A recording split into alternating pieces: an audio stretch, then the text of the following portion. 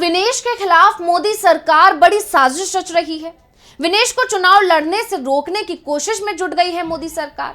विनेश के चुनाव मैदान में आने से बीजेपी में खलबली मची हुई है।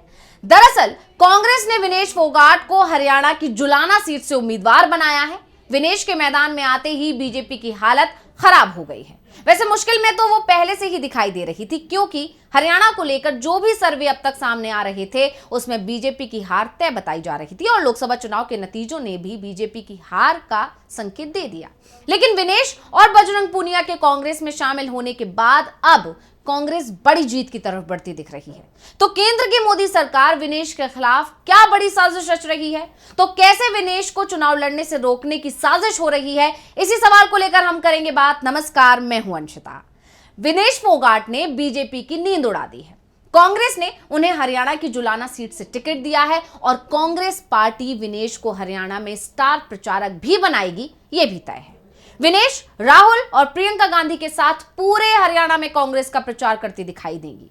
बीजेपी अभी से ही इस चिंता में डूबी हुई है, लेकिन अब खबर आ रही है कि मोदी सरकार की शह पर विनेश फोगाट के खिलाफ बड़ी साजिश हो रही है। विनेश को चुनाव लड़ने से रोकने की तैयारी की जा रही है और इस काम में रेल मंत्रालय जुट गया है, या कह सकते हैं कि उसे काम पर लगा दिया गया है। दरअसल राजनीति में आने से पहले विनेश फोगाट और बजरंग पूनिया रेसलिंग में देश के लिए कई मेडल जीत चुके हैं और इसी के चलते उन्हें रेलवे में नौकरी मिली थी स्पोर्ट्स कोटा से। विनेश उत्तर रेलवे में खेल विभाग में विशेष कर्तव्यस्थ अधिकारी यानी ओएसडी के पद पर कार्यरत थी। वहीं बजरंग रेलवे के खेल विभाग में ओएसडी पद पर थे। कांग्रेस की सदस्यता लेने से पहले विनेश और बजरंग पूनिया ने रेलवे की नौकरी से इस्तीफा भेज दिया। उम्मीद थी कि रेलवे दोनों का इस्तीफा तत्काल स्वीकार कर लेगा, लेकिन रेलवे ने अभी तक दोनों में से किसी का इस्तीफा स्वीकार नहीं किया है। अब इसी ने तमाम सवाल खड़े कर दिए हैं और ये आरोप लगने लगे हैं कि विनेश के खिलाफ एक बड़ी साजिश रची जा रही है। अब ऐसा क्यों, इसे समझते हैं। तो अगर रेलवे विनेश का इस्तीफा स्वीकार नहीं करता है तो उनके लिए चुनाव लड़ना मुश्किल हो जाएगा। चुनाव आयोग के अनुसार किसी भी सरकारी पद पर आसीन कोई भी व्यक्ति चुनाव नहीं लड़ सकता, ऐसे नियम है। जब तक कि उसका इस्तीफा नहीं हो जाता वो नामांकन भी दायर नहीं कर सकता। अगर नामांकन पत्र दाखिल करता भी है तो इसे जांच के दौरान खारिज कर दिया जाएगा। अब चुनाव लड़ने के लिए पहले अपने पद से इस्तीफा देना होगा और फिर उस विभाग से अनापत्ति प्रमाण पत्र यानी कि एनओसी लेनी होगी और इसके बिना रिटर्निंग अधिकारी किसी भी उम्मीदवार का आवेदन तक स्वीकार नहीं करते हैं। और रेलवे विनेश का इस्तीफा स्वीकार करता फिलहाल तो दिखाई नहीं दे रहा है। अब हरियाणा विधानसभा चुनाव के लिए 12 सितंबर तक नामांकन पत्र दाखिल किए जा सकेंगे। अगर 12 सितंबर तक विनेश फोगाट का इस्तीफा रेलवे ने मंजूर नहीं किया तो फिर विनेश चुनाव नहीं लड़ पाएंगे और अगर ऐसा होता है तो विरोधियों के साथ बीजेपी सरकार का इस तरह का ये पहला खेल नहीं होगा। पिछले साल मध्य प्रदेश में हुए विधानसभा चुनाव में भी यही खेल दिखाई दिया था। आपको याद होगा, मध्य प्रदेश में छतरपुर की डिप्टी कलेक्टर निशा बांगड़े कांग्रेस की टिकट पर बैतूल की आमला सीट से विधानसभा चुनाव लड़ने की तैयारी कर रही थी। कांग्रेस की तरफ से उन्हें चुनाव लड़ने के लिए हरी झंडी भी मिल गई थी। निशा चुनाव की तैयारी में जुट गई थी। निशा बांगड़े ने जून 2023 में अपना इस्तीफा शासन को भेज दिया। सितंबर 2023 में चुनाव आयोग की तरफ से विधानसभा चुनाव का ऐलान कर दिया गया। 30 अक्टूबर तक आमला सीट पर नामांकन भरे जाने थे, लेकिन निशा बांगड़े का इस्तीफा स्वीकार नहीं किया गया। अपने इस्तीफे को लेकर निशा पहले हाई कोर्ट और फिर सुप्रीम कोर्ट तक पहुंच गई। कोर्ट ने मध्य प्रदेश शासन को निशा के मामले में जल्दी फैसला लेने का आदेश दिया, लेकिन सरकार उनके इस्तीफे पर फैसला टालती चली गई। निशा का इस्तीफा तब तक स्वीकार नहीं हुआ जब तक कि कांग्रेस ने आमला सीट से अपना उम्मीदवार घोषित नहीं किया। निशा बांगड़े को कांग्रेस ने टिकट नहीं दिया, जिसके चलते वो विधानसभा चुनाव नहीं लड़ पाई थी। कांग्रेस उम्मीदवार घोषित होते ही निशा का इस्तीफा भी स्वीकार हो गया। यानी इधर कांग्रेस ने अपना फैसला बदला, उधर सरकार ने उनका इस्तीफा ले लिया और इसके बाद इस तरह के आरोप मध्य प्रदेश सरकार पर लगे थे और उस वक्त भी मध्य प्रदेश में बीजेपी की सरकार थी कि इस तरह के आरोप लगे थे कि जानबूझकर ये इस्तीफा स्वीकार नहीं किया गया है ताकि निशा चुनाव न लड़ सके।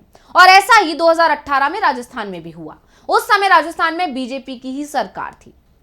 राजस्थान के आईपीएस अफसर मदन गोपाल मेघवाल भी इस्तीफा स्वीकार होने में हुई देरी के फेर में फंस गए थे और चुनाव नहीं लड़ पाए थे। नवंबर 2018 के मदन गोपाल मेघवाल ने आईएएस पद से इस्तीफा दिया था। गोपाल मेघवाल राजस्थान की खाजूवाला सीट से कांग्रेस की टिकट पर चुनाव लड़ना चाहते थे।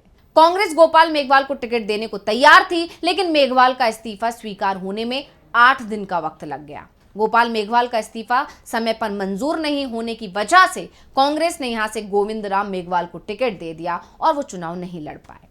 ऐसे में रेलवे की तरफ से जो अब संकेत मिल रहे हैं, उसमें विनेश के साथ भी वो ही खेल करने की तैयारी में बीजेपी की सरकार दिखाई दे रही है, जो पहले मदन गोपाल मेघवाल के साथ किया और निशा बांगरे के साथ भी कर चुकी है।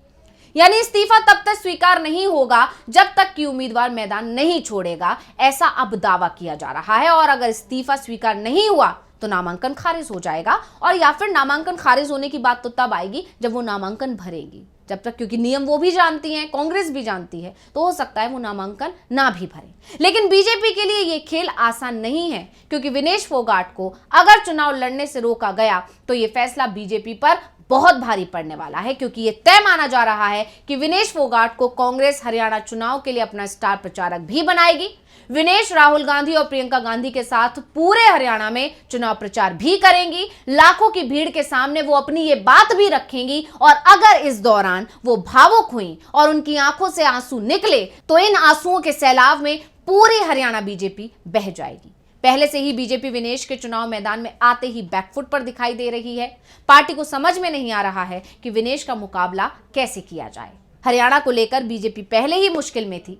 पार्टी में बगावत के चलते हालात खराब हैं।